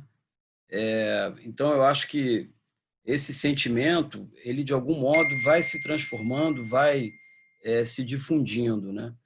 E de mais concreto, o que a gente tem é um compromisso do presidente da Alerj, né? Que mesmo que ele não consiga consolidá-lo, ele já cumpriu um papel importante, porque ele nos obrigou a transformar o plano num projeto executivo, tudo num espaço de 48 horas, 72 horas, né? Então, nós avançamos no sentido de materializarmos mais, né? E nesse momento é muito importante isso. Muito importante poder dizer: precisamos de um centro de apoio social nas favelas. Não faz nenhum sentido a gente ficar olhando, assistindo à distância, pelo que a grande mídia nos traz, esses jovens, né, que estão ali se expondo, fazendo um trabalho social fundamental, sem que eles sejam apoiados de uma maneira institucional, organizada. O poder público tem que se comprometer com isso, né? Precisamos de um centro de atendimento Covid. A gente precisa liberar as unidades de saúde, né, dessa demanda que compromete, quase que arrasa com as unidades de atenção primária. No final das contas, se a gente não toma providências muito sérias, a gente chega ao final desse processo contando os mortos pela Covid e os mortos que morreram porque não puderam mais ser atendidos pela atenção primária, né? Então, é importante a gente poder não só dizer isso, mas oferecer uma alternativa. O que a gente viu na Câmara hoje, a partir da reação da doutora Beatriz, secretária municipal de Educação, é que, ok, a prefeitura tem uma leitura diferente, está com outras propostas, mas não vejo um problema nisso. Eu acho que isso é natural, né? Eu acho que o poder público está estruturado e tem uma cultura própria, e ela reagiu à proposta, ela está, de alguma maneira, se comprometendo a dar respostas aos mesmos problemas. Se a solução que ela está oferecendo é melhor, ótimo, porque o nosso objetivo, antes de mais nada, é colocar o problema na agenda, né? Porque, de repente, a gente foi, né, todo mundo perplexo com o que vinha se passando e olhando sem agir, né, enquanto sociedade. Até mesmo a mobilização dos parlamentares é muito importante. A gente conseguiu chegar na Alerj e na Câmara, eles não estavam discutindo isso. E o tempo da Alerj, da Câmara, do Legislativo, é um tempo outro. Cada projeto de lei demora 30 dias para tramitar, mas 30 dias para a gente é um desastre. Então, eu acho que o objetivo maior, nesse momento, é fazer com que isso se torne politicamente importante, central, né? Enfim, acho que o Cláudio pediu alguma coisa que fosse propositivo, quer dizer, para além do plano e do projeto, quer dizer, eu acho que o que a gente tem de mais propositivo, que é um pouco algo que está ao nosso alcance, é dar seguimento a esse processo, inclusive conseguir furar o bloqueio da grande mídia, né? Eu acho que foi o Lorenzo que colocou aqui no chat, a grande mídia ainda não despertou plenamente para isso. Eu vejo a grande mídia falando de Paraisópolis, encantada com a mobilização de Paraisópolis, mas naturalizando a ausência de poder público. Todas as matérias que a grande mídia faz sobre Paraisópolis, São Paulo, é para dizer o seguinte: olha como eles estão se auto-organizando, e a fala das lideranças ou dos articuladores é: bom, já que o poder público não faz nada, nós estamos fazendo. Como assim o poder público não faz nada? Né? Então, nós temos que agir. O poder público tem que ir junto com a gente, né? Eu acho que esse é uma agenda. A gente tem que entrar na grande mídia, né? Aqui do Rio de Janeiro. Porque senão a gente vai ficar contando mortos. Resignadamente contando mortos. O braço social é um braço que salva vidas também. Se a gente consegue conectar isso com a saúde, a gente potencializa. São coisas ao alcance da mão. Não tem nada que seja, sabe? Difícil é a vacina, difícil é encontrar um remédio para essa doença. Agora, o redesenho institucional do SUS e do SUAS, a articulação dessas duas colunas vertebrais, isso está ao nosso alcance. Por que não é feito? Temos que... Nunca será tarde. Nunca será tarde, porque a curva da pandemia nas grandes favelas, infelizmente, ela mal começou a subir. É um processo, né? Quando você pensa que na Rocinha, dados tabulados pelas 3 unidades de saúde, sem contar com a UPA, né? Você pensa que na Rocinha temos cerca de 60 óbitos confirmados, e a gente lembra que a Rocinha tem 100 a 130 mil habitantes, num vale, comprimidos, né? Essa doença já se espraiou de uma tal maneira que essa curva vai escalar. Isso que vale para a Rocinha, vale para os outros territórios populares.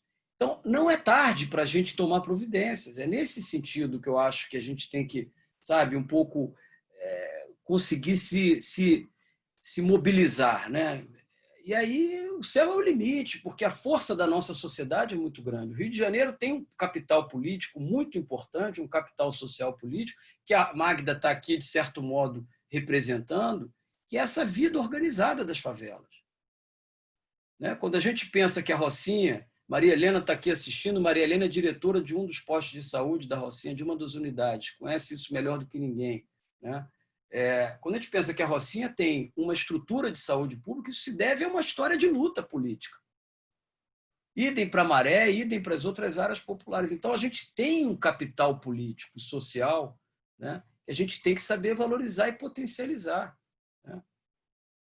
É isso. Obrigado mais uma vez por essa oportunidade tão importante. Marcelo, obrigado ao Bruno. Não sei se a bateria dele já terminou. E obrigado, Magda. Isso que você disse, eu acho que representa um pouco o que nós todos pensamos.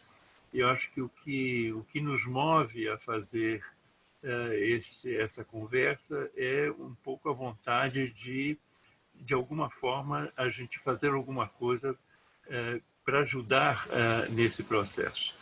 Eu quero dizer a vocês o seguinte, que quem quiser continuar isso, quiser entrar, pode deixar no chat, deixar o seu e-mail, etc., suas sugestões, etc. Nós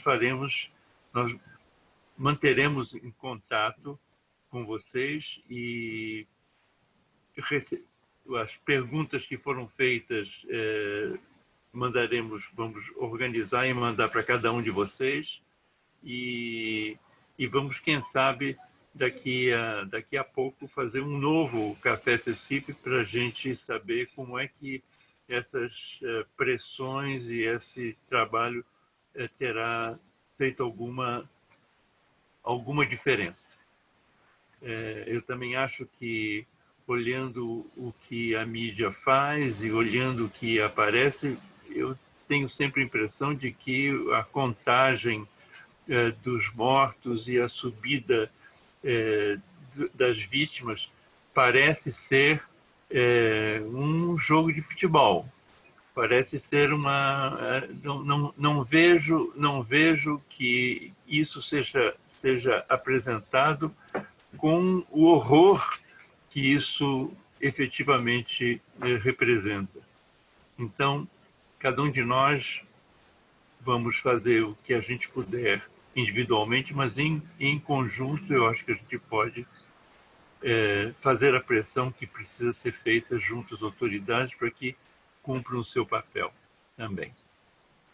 Então, minha gente, muito obrigado pela presença de todos, obrigado por essa conversa e certamente temos muito mais muito mais questões, muito mais perguntas para fazer do que respostas, mas de alguma forma estamos juntos e vamos buscar pensar coletivamente em processos, em respostas que a gente possa obter aqui. Muito obrigado, gente. Agora a gente vai abrir os microfones para uma manifestação geral. Todo mundo está com o microfone liberado. Estamos aí, Débora não está falando. Gente, obrigada. Oi, gente, obrigada. Magda, prazer. Tchau. Para todos. Ô, Maria, Valeu, minha eu também gente. adorei a imaginação institucional. Muito bom. Obrigada, Magda. Tchau, gente. Tchau. Muito obrigado. Gente, obrigada. Até, minha gente. Tchau. Dani! Oi! Tchau, boa noite. Então, acho que a gente pode falar agora, Sebastião. Oi, Davi. Bom te ver. Vamos seguir juntos, com certeza. Vamos seguir. Aqui, tá vendo? Vem aqui. Vamos nos manter. Então, por favor, deixem o seu... Oi, Cristina. Beijo, Raquel. Bom, Madi, já te ver. Raquel também. Oi, linda. Também, Raquel. Luciana. Adel. Estou vendo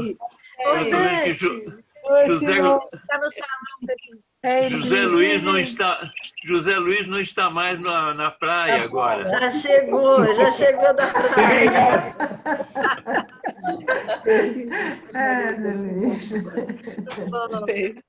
Valeu, minha gente.